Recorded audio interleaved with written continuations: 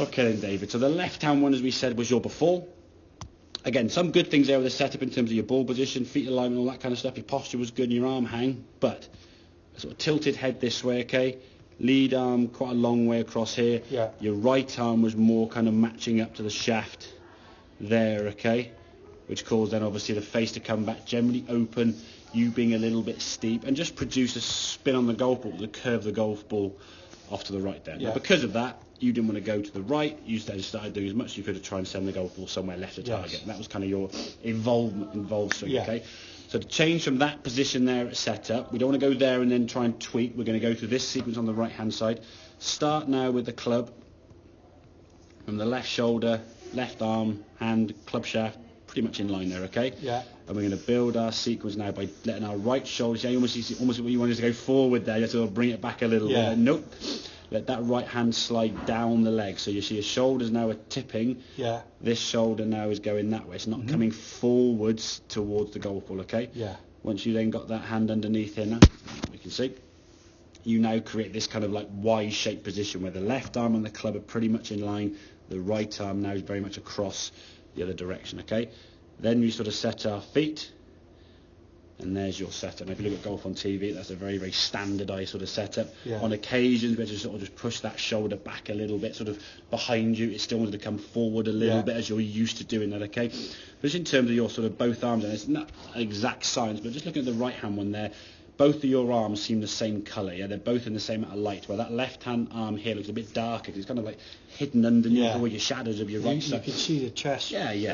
Much more of it there, where it's more open. Exactly. And again, all these things on this left-hand one, were you trying to hit it basically non-right. You knew you were going to produce left to right spin, so whatever you could possibly do was just to send it somewhere left to target. And as we saw, this is what sort of predicted when you made this adjustment here on the right-hand side, hit 7, 8, 9, 10 shots as you did. I think 8 out of 9 shots all went left to target. Yeah. Some with a nice little draw, because you're able to square the club face up. But your kind of instinct as you're coming down the golf ball is, if that yellow line here represents your target line, you go, well, I need to start just left of that just a little bit. So we started there. The problem was I just kept turning further right to left and then just kept going left to side. So the feeling now to try and change that path, we don't try and change path with our arms just sort of swinging in all random directions. We move the body better, okay? So here's kind of your backswing now to the top. Okay, as we come back down now, we want this left side to move into that left, like that red line there, as you can see. So we're going to start moving there into that red line, and there's kind of your impact there. Ball's just been gone. If I put a line down there, left shoulder, hands, and there's your club there. Very, very good. Right shoulder's definitely back and underneath. And look at the fullness of your follow through now into that left side. Compare that to... There's a big difference. Massive. I haven't once said move your foot differently, but no, it just started to move better because you're able to, and you're starting to try and swing it towards where you want to go, not trying to swing it off your back foot. And if your back foot's the side you're pivoting on, again, trying to hit it left, you ain't going to move that much at all. No. Okay, it can't. I mean, if your weight sort of hangs back a little bit, the right foot's got to support that weight by just sort of grappling with the toes, and it puts more stress on your right foot and your joints in your back, okay? So... Because I got an old injury from football on my ankle. That's to take it. Years ago, and I find by the time I get to about 15th or the 16th, it's starting to hurt, and it's because of that.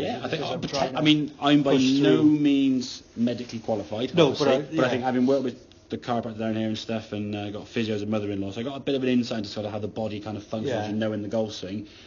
If I was to stand there in that position on the right-hand side here with my foot, as you've got there, up on its toe, and the weight pretty much going down through your left side there, I wouldn't feel much pressure in my foot or ankle or knees in any way, shape or form. But if I just started tipping back a little bit, as you can see, and putting a bit more weight here, I think if I stood there for enough amount of time and did that over repeating shots on a golf course, plus the walk anyway, I think this potentially could get a bit sore. So it'd be interesting, just as from nothing else in terms of your performance on the golf course. And I always think that from a health perspective, we can make the golf healthier is far better, because then you can play golf then. It'll be interesting next time you play golf, almost in some ways irrespective of the score. But if you walk off 18 and you go, well, actually, it doesn't hurt so much, that to me is the first success we can have. And then obviously once you start getting used to this movement, we can then start producing the shots you want to play on the golf course. Because what you'll find when you first go and play, one of two things usually happen. One, people go out there with like, oh, awesome, hit the ball great, they just play amazing golf and it's brilliant, okay. But a lot of times they go out with all these thoughts in their head to try and get the setup correct, which is fine. Yeah. And work on this. They then forget some of the obvious things, like, oh, I've got to take an extra club if it's into wind, I'm taking less clubs downwind, and you get some really, really good shots, and you score terribly, you go, wow, I scored like what I scored, but I hit the ball quite well. But your brain's in such a different mode of thinking about your swing, it kind of forgets the sort of, not the obvious things, but the things that kind of just different, okay, well, oh, it's in the rough, and now I'm a bit downhill, like uphill, like all these playing thoughts we need to have. So in practice, if we can try and do this sequence here at home, I say every single day, so eventually, you're not going to have to go through all this kind of sequence and setup, because this is from start there, it's probably starting there on this clock face. You get to the golf ball before you pull the trigger. That's 6 seconds. That's not a long time. It seems like an eternity when you're doing it, and I bet your bottom dollar, if you're out with your mates, they're going, oh, come on, get a move on, come on, and you'll try and rush it, okay? In time, you won't need to do all this if you know exactly what that feels like. You'll just walk up to the golf ball, club in hand, put it down on the golf ball, and then just set up. And that will be your sequence, and you just go into it, okay? Yeah. But I think in the short term, keep doing that. Exactly. Yeah. Probably for, I'd say, a month. If you're playing once or twice a week, you'd have, say, 6 games now, and probably maybe less with Christmas and December, obviously. Yeah. Say by the end of January, should we say, give yourself 2 months, 8 weeks, or whatever, with sort of 2 or 3 weeks maybe off in the middle. And if you can do it, I say daily, but if you do it for 2 minutes every day, just you're in the kitchen, the kettle's boiling, just stand there. There's a reflection somewhere you can do, even just standing there, you look there and so on, get that position there, ground down so you know exactly how to do it on a repeating basis. Okay. And just kind of create muscle memory of, this is what it feels like when it's correct. Yeah? Rather than, that's what I used to do, what did I got to do? Okay, I've got to move here, move there. When you're practicing, as I say, go through all that in every single shot on the driving range, okay, when there's no one on the range behind you to push you through, you can just take as long as you want in some way. So, okay, does that kind of make sense then? Yeah, it does. Just to put it on the video, because I'm recording this, I'll send through to you. Yeah. With the driver, it's exactly the same. There's your 7-9, sorry, just 7-9, 6 or 7-9 there, okay? Yeah. All that's going to change now with the driver is the ball's going to go a little bit further forward, okay? Okay. So the angle of the shaft will be slightly more in front of the hands a little bit. Not massively, a little bit more further forward, okay? The other little change you make, because exactly the same if you're chipping, you'd bring this foot in a little bit closer. So if your right foot was here, now the ball position's back in your stance. Right. You're not moving the ball position. I don't move in, just move the right foot back. Right. Yeah. So everything's the same. So by bringing the right foot in closer, that would just sort of subtly change your body position sort of for a chip shot, and there's your adjustments, okay? Okay. Right. We'll hit some drivers, okay? Makes sense?